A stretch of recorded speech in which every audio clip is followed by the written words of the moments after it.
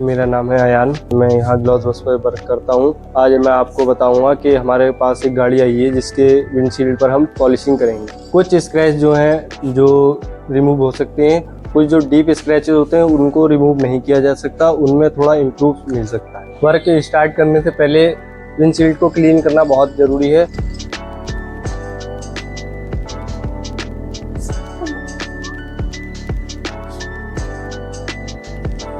Friends, अभी मैं अपना ग्लास जो है क्लीन करके इंस्पेक्ट कर चुका हूँ।